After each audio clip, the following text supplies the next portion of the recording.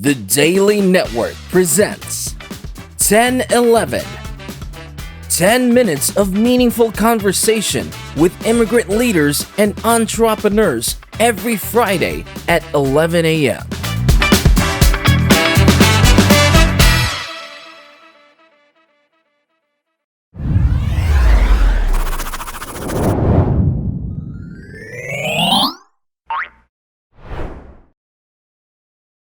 Hi, Justin. How are you? I'm good, Diana. Thank you for having me on, I guess. Yes, How are you? great. I'm great, especially that you're here, and I'm Yeah. excited to learn something new today. So, Justin, tell us about more about you and what you do. So my name's Justin Fox. I'm the founder and CEO of Inc. Or Backers. I guess, somewhat of a serial entrepreneur. When I completed my MBA, kind of quit the 9 to 5 type roles and ventured out on my own or so ago and haven't looked back. And I've been able to launch Backers about 4 years ago, and we look to support entrepreneurs and to support them in. So our vision is that innovation will change the world for the better, and our mission is to support both innovation and the innovators themselves to facilitate that. So that's essentially me in a nutshell, I guess. So, Justin, I'm actually very excited to talk about what you do. But before that, I'd like to know, how did you came up? Like, how did you start this journey? What's the starting point? So I mean, like many people, I kind of worked the average. I don't want to say too many kind of buzzwords like the rat race or whatever, but Mhm. I graduated university. I kind of wasn't sure what I was going to do. I kind of studied to become a teacher, or I took phys ed in university, was going to be a teacher. I went overseas, actually taught English in Korea for just over a year. So explored a bit of the world. Lived in Thailand for a bit. Enjoyed different things. Came back, kind of was trying to find myself. I got into, didn't get into teaching, but got into kind of like the corporate world, sales, business development, strategic partnerships, those types of roles. Kind of progressed in my career for the first, sort of 8, 10, 12 years. At one point, decided, I was in finance, had worked in sort of the venture capital space, if you will, investments, venture capital space, in a couple different roles, and was looking, to kind of advance my career. So I decided to go back and do my MBA. So my wife also went back and at the same time, sort of in our late 20s, early 30s, decided to go back, do our master's degrees. I did my MBA. Upon completing my MBA, I had actually written a business plan, and I decided, what, it'd be kind of interesting. Actually, in my last course, there was a speaker, kind of very inspirational, talked about, he went in, quit his job, and just said, what, I'm going to strike out on my own and try and figure it out. So I actually, literally went and sort of went down that path, walked away from my corporate job, decided I was going to pursue, the entrepreneurial journey. The first venture was a retail business. And then sort of fast forward a few ventures later, I launched Backers in 2018, seeing the difficulty that a lot of entrepreneurs from all walks of life struggle with, funding, finding, support services or mechanisms that can help them, whether it's mentors, whether it's, support, marketing agencies or web or tech development, and just understanding the environment there, legal, accounting, bookkeeping, grants, all these different things. There's a lot of information that's, it's there, but it's very disparate and very hard to kind of understand it all. And it can take years just to understand that aspect of the business. And they're trying to build or cultivate their idea. They don't have, years of time to, to toil away trying to figure out how to get funding or what the best options are when it comes to technology or ways of monetizing a business. So with Backers, we started out with the funding side of things, looking at, there was a regulatory shift in 2016 here in Canada. In the US, it's, sort of in around that 2012, 2014 time frame. But essentially, it allowed now private companies to go out and get funding by selling shares or equity in their business to the masses, to the everyday retail investor, which prior to that was actually illegal. So it's really opened the floodgates, and I saw that rule shift, and that was kind of the inspiration, I guess, for backers. And over the past 4 years, we've kind of evolved. Definitely, that's our core, that's our foundation, but we've evolved to offer, many more services and opportunities. Okay, there's a lot of information, and right now, like, I have lots of Sorry. but no, it's Yeah. good, because like I know a lot of business owners who'd want to do that, but they just don't know how. And with you here, I think this will not be the last conversation that we'll be having. Now, Justin, first things first. If I am a business owner and I'm gonna go to you, how can you help me? So I mean, you can go to backers.ca is our site. And essentially, I mean, there's a couple different ways we can help you. On the one side, as I said, we have the regulated funding portal.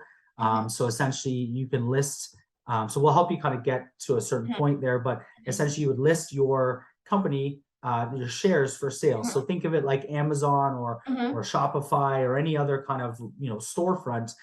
You're going to build your product, which is your company. You'll have a little promo video or pitch video. You'll have your pitch deck, which will talk about what your business idea is or where you plan on going, what problem you're solving, all those different things, that your solution, talk a little bit about your team, all those different things. I mean, you can talk about, the aspects of a pitch deck, but essentially you'll list that. There's a bit of a regulatory offering document that you provide, the terms of the deal, how much a share is going to cost, what the value of your business is, all these different things, how much money you're raising. So you list all of that out, and essentially it's like a storefront, an e-commerce storefront. Investors, come into the portal, they see your business, they see your opportunity, they think, okay, this is interesting. I'd like to invest in this business. And, I like what they're doing. I like their leadership. I like their product or vision or service or whatever it is that the innovation that you've created, or the venture that you've created. They like it. They like everything about it. Maybe it speaks to them personally in this type of environment. It's more about, something speaking to them personally. Maybe it's a problem that they also encounter, that they're following, they're part of your community. And then they invest, and they can invest as little as $100, as much as $2,500, and they become actual shareholders on your, on your cap table, on your share registry. They become shareholders in your business, and as you grow, obviously the value of your business is going to grow. Their investment will grow along with that, and so that's pretty much how it works from the funding portal side. I think the more difficult side is getting people from sort of the idea stage, to actually be able to raise, right? There's a number of steps that need to be taken to get to that. So what we've done is we've built out sort of Backers Connect, which is, we call it sort of support services.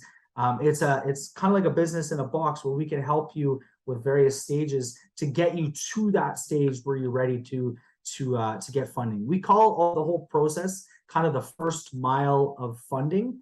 And it's kind of like getting you from just an inception, an idea, don't know where to go, not sure what to do with it, to your first, kind of raise first money in the door, maybe your first marketing campaigns, maybe building out your MVP, your minimal viable product, whether that's, technology or whatever that is, getting your legal sort of framework structure, shares, all that in place, the accounting, bookkeeping, all of that in place, so that, you have the foundation of your business, so that now you can scale. And then we continue to help you raise capital on the portal, over time. So you can continually, we call it always be raising, go back and back and back, and keep kind of investing, or finding new investors and new community members, new backers to support your business and help with your growth. Okay, I'm learning a lot right now, by the way. Okay, just so you know. Right. So, okay, just a quick recap. So you are serving as a platform for private businesses, so that they will be exposed to different investors. Just like a quick recap. Am I getting it? Yeah. So I mean, the key focus too, and I want to make this a key distinction. So a lot of people think if you just list it, people will come. And one of the fallacies is there is a lot of work. You do have to drive traffic to your business. This is more of a marketing exercise. Included in that is, included is the funding aspect, but it is more about market validation, right? It's more about the people who a problem you're solving with your product or service is a real problem, right? And that there's people out there that feel that that is an issue or a problem that needs to be solved, and they feel that your solution is a viable solution. And so you're connecting with those people, and then we call it upselling with equity. You're literally saying to them, hey, by the way, you like what we do, you like our business product service, you like us as founders, you see this solution as being viable. By the way, you can also invest and be a part of the success of this business, of this product or service, and reap some of the rewards. Because, I'll use this example just kind of, from an investor standpoint. If you invested in Facebook pre-IPO, maybe a couple of years before they went public, versus when they went public, stats up until sort of this sort of decline, but we're about a 7x return, which is decent. But if you invested before they went public, only a couple of years earlier in like 2009 versus 2012, you'd have almost a 70 or 80x return.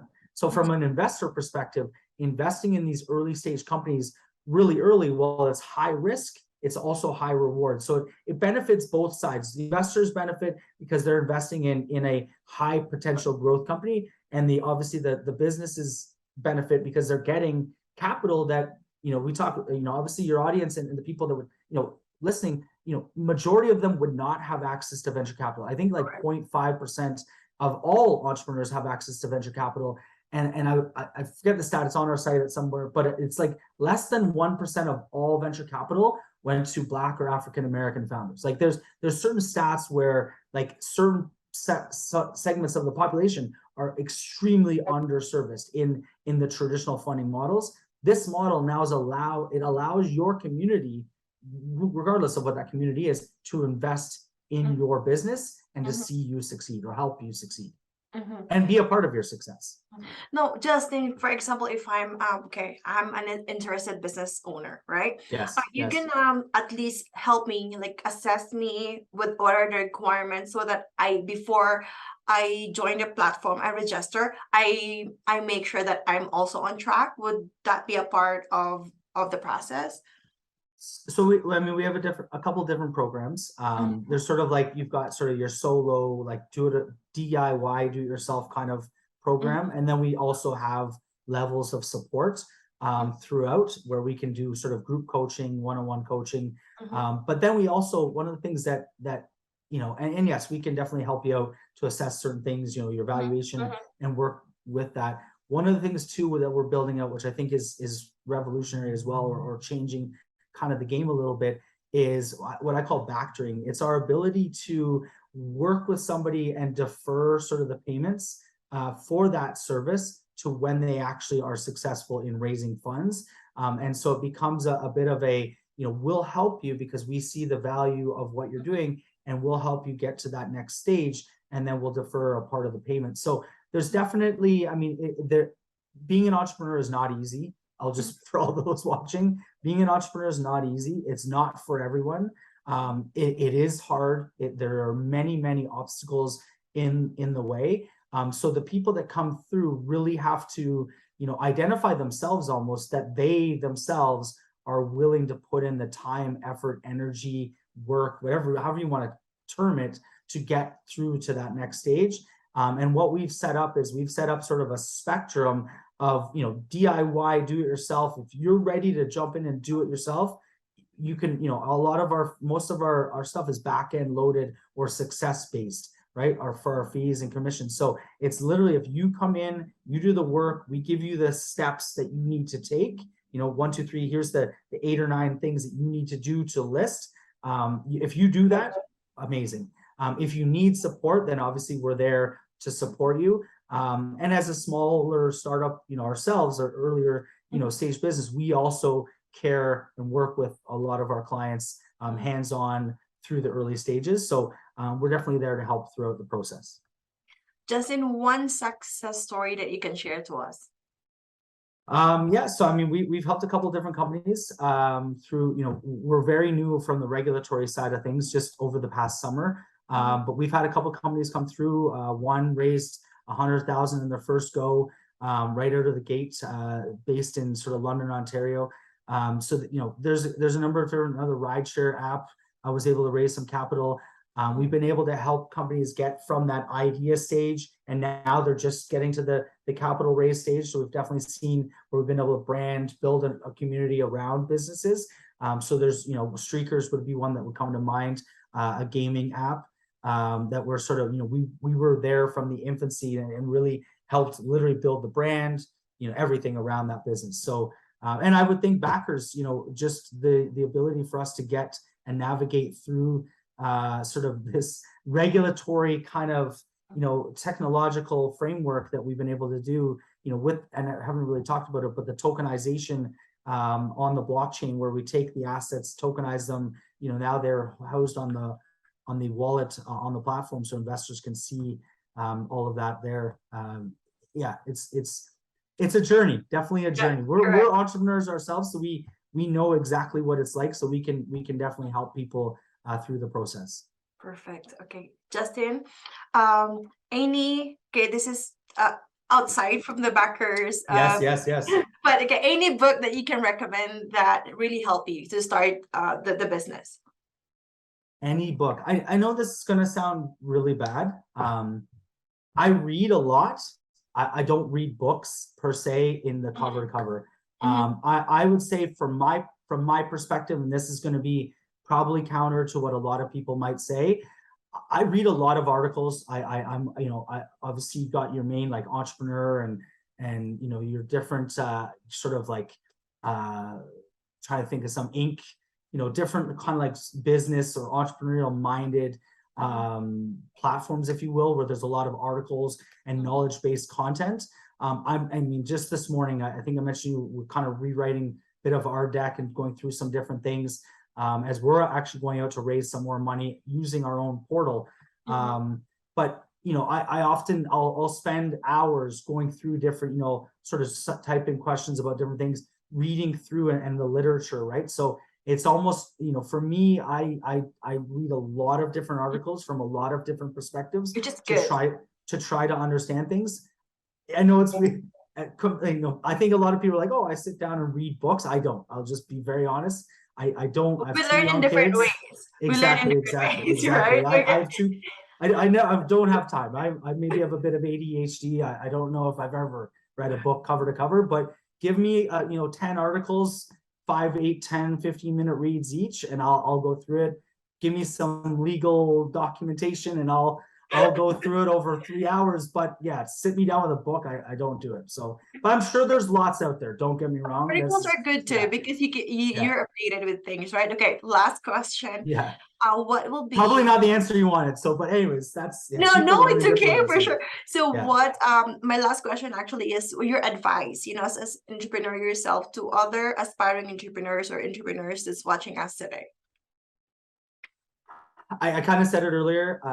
Entrepreneur is not for, or being an entrepreneur is not for everyone. I think it's a aspiration of many people. This the way the world's kind of going these days. Everyone's kind of freelancing, going, cutting the umbilical and getting out of the office and kind of working remotely, things of that nature. But I think, a true entrepreneur, and going and creating something from scratch is very, very difficult.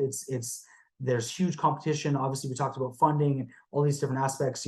Finding the right partners, understanding the business in an entirety can be very, very difficult. So it's not for everyone. But I would say if it is for you, there's probably a couple of things. One is pick something that you enjoy, because, if you don't enjoy it, when things get difficult, you're going to quit. You're going to give up. You're going to be like, I won't swear here, but, bleep that kind of thing, right? I'm going to do something else.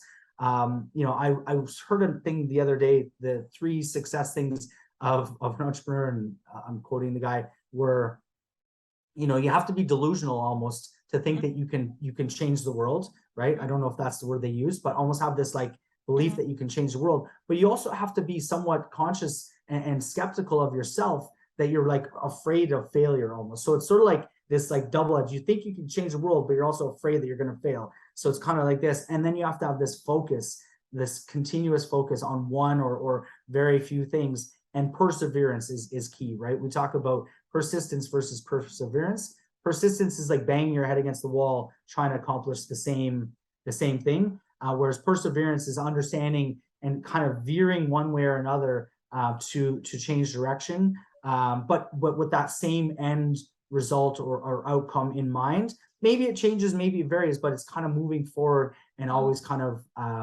pushing towards one direction. So it is difficult, but if you enjoy what you're doing and you get a sense of